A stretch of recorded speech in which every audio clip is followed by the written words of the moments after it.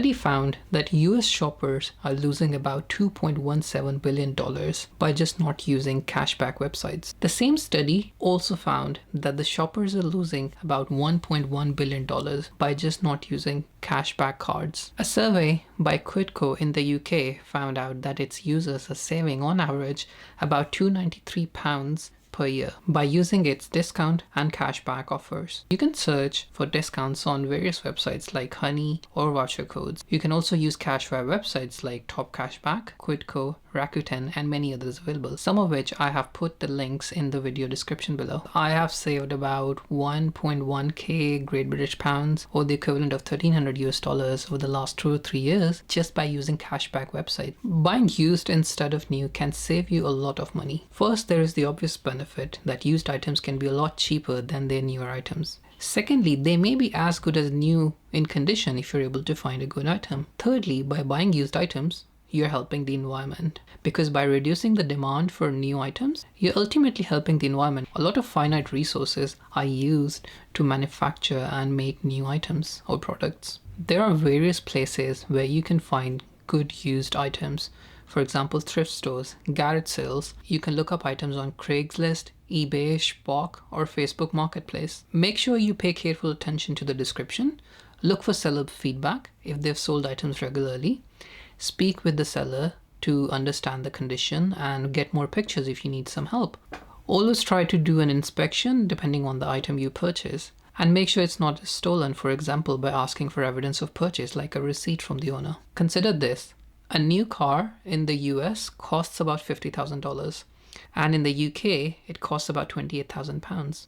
Most cars lose about 20% of their value after first year, and about 50% of value is lost to depreciation after 3 years. So your car may only be worth half the price you paid for 3 years ago. But on the flip side, by buying a used car, which is 3 years alone, you could save yourself that cost of depreciation. I personally bought a used 3 Series back in 2016. The car was about 3.5 years old at the time, and it cost me 13k GBP. But buying a similar spec car new at the time would have costed me about 30,000, which meant I got a 43% discount. The car was pretty much in new condition. It had 33,000 miles on the clock, and I have never had to spend any extra money than the regular repair and maintenance, which you would also do on a new car. Have you ever questioned yourself how many subscriptions are you using?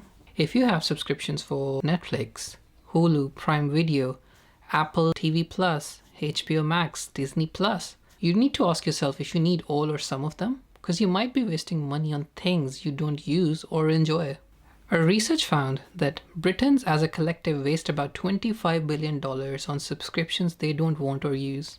Another study found that 1 in 2, or about 49% of UK households, are paying for subscriptions they don't even use. It does not get any better in the US. About 60% of the Americans have at least one subscription that they don't use. So I digged a bit deep to figure out what kind of subscriptions are people buying that they're not even using them. In the UK, the top 3 types of subscriptions relate to streaming services, beauty boxes, and audio music streaming services. So how do you fix this? The solution is quite simple. Take your bank statement and have a look at all the subscriptions where you're paying money each month or on a quarterly basis. Identify the ones you don't need or use and cancel them. One of the great ways to save money is to automate your savings. This means setting up a direct debit or a standing order for a fixed amount of money to be transferred from your main account to another bank account each month. A good rule of thumb is to save 20% of your income each month. If you think that's too much for you, start with 5% or 8% or 10% and work your way up. If you can save more than 20%, aim for that. I have personally been able to save anywhere from 25 to 50% of my monthly income, depending on the month and time of the year. Don't get too worried with what percentage you're setting up for automatic transfers each month. The important thing is to start somewhere. Did you know that eating out can be up to 5 times expenses compared to cooking at home? An average Briton spends about £1,700 on takeaways and dine out per year, compared to about $3,000 spent by an average American. Just a $3 coffee can add up to 1.1k a year. Of course, this is just an average. The amount you spend can vary due to the frequency, the place you live, and the type of restaurants visited. Whilst eating out and doing takeaways is expensive, doing groceries without a plan can also be expensive. So make sure you plan out your meals for the week, buy in advance, and cook in large batches, and freeze any leftovers. Try and use any coupons and discounts, and sign up to customer loyalty schemes which are offered by various supermarkets. I do not endorse you completely stopping your takeaways and dining outs. There are other people whose livelihood depends on people going out and doing takeaways. So exercise modesty and consider your financial health and well-being when looking to eat from outside. An average household spends about £848, or the equivalent of more than 1k USD per year on repairs and maintenance. Small repair jobs like fixing a leaky faucet can be done almost by anyone with a little bit of guidance. There are various use cases where you can apply DIY to save yourself cash. These could include painting your house, installing tiles, fixing broken furniture, installing hooks for hanging your clothes, fixing leaky windows, and so on and so on. DIY isn't just about home repair and maintenance. It allows you the opportunity to reflect your personal taste in your house. Non-branded products are quite often as good as their branded counterparts. In fact, quite often they are manufactured in the same factories as the branded products.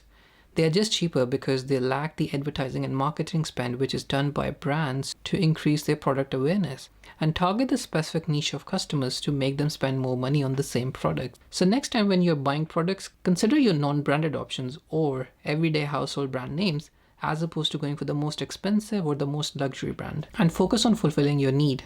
One of the biggest expense for most households is the utility bills such as broadband, electricity or gas, etc. You can save money by switching to other providers using comparison websites like USwitch or Compare the Market. You can also reduce your consumption by using energy efficient appliances, smart plugs to turn off devices when they're not in use. And if you live in a particular area where the winter is as joyful as it is in the UK, then try wearing some layers of those thermals before you crank up on your heating. Most bills are negotiable, so don't be afraid to call up your provider and ask for a better price.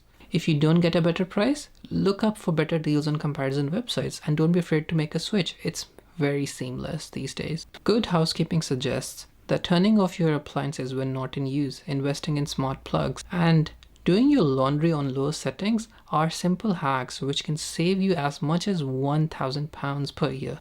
When you borrow money, you have to pay interest on it.